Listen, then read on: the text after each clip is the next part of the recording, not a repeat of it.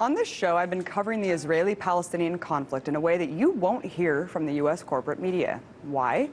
Because the corporate media lackeys for the U.S. government. We already know that the U.S. government has complete allegiance toward America's biggest ally in the Middle East, Israel.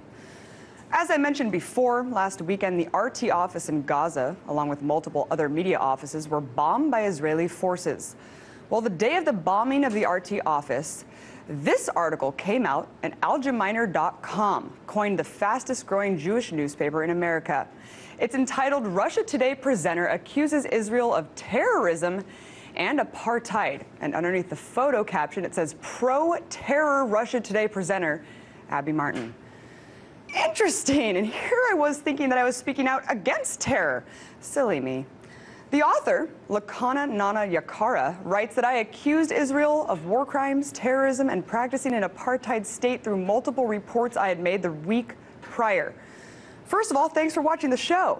And I'm not going to sit here and dispute the claims made in this article. I'll say it, I said it then, and I'll say it now. Israel is practicing apartheid. And it's not just me who's saying it. It's Noam Chomsky, it's Chris Hedges, it's multiple other human rights activists and journalists worldwide. And yep, according to Protocol 1, Article 79 of the Geneva Convention, it's a war crime to target journalists. And dropping white phosphorus on an open-air prison is also a war crime. Lastly, let's talk about what the word terrorism really means. The definition is the systematic use of terror, often violent, especially as a means of coercion. So by that definition, is Israel not responsible for terrorizing Palestinians with house demolitions, unwarranted arrests, torture, checkpoints, psychological warfare, and detention?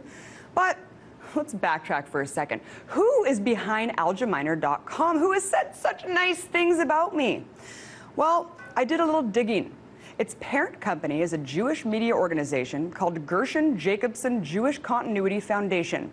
Some of the benefactors of the foundation include the Israeli Ministry of Tourism and Israel Bonds. And it has been endorsed by Senator Joe Lieberman, New York Mayor Michael Bloomberg, as well as Gabriela Shalev, the permanent representative of Israel to the United Nations. So where am I going with all of this? Well, 2 days after the RT office was bombed in Gaza, an email from the spokesperson for the Israeli Prime Minister's office, Alex Selsky, arrived to the head of RT's Moscow branch. No, not apologizing for bombing RT, but instead, he gave an oddly veiled threat where he claimed that RT's coverage is one-sided regarding the conflict. Not only did he not apologize, but Netanyahu's own spokesperson basically insinuated that the RT station is fair game to be attacked because of the side we've taken in our coverage. I guess this is their way of saying, you want to cover Gaza fairly? Well, this is what you get. Unacceptable and despicable behavior coming from the office of the Israeli Prime Minister. Look, if you aren't convinced that Israel's full-on war against the media quite yet, check this out.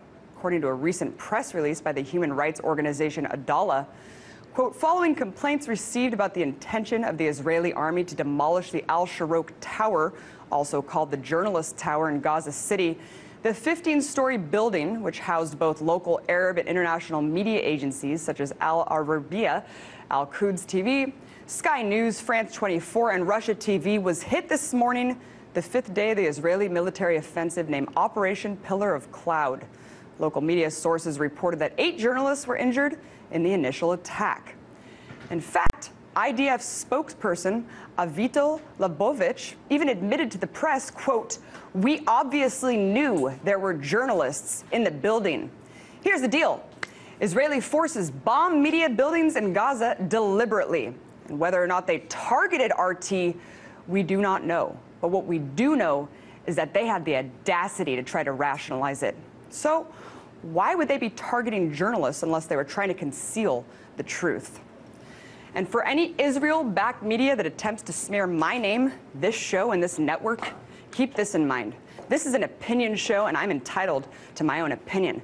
But the facts are the facts. And sometimes the truth hurts, doesn't it?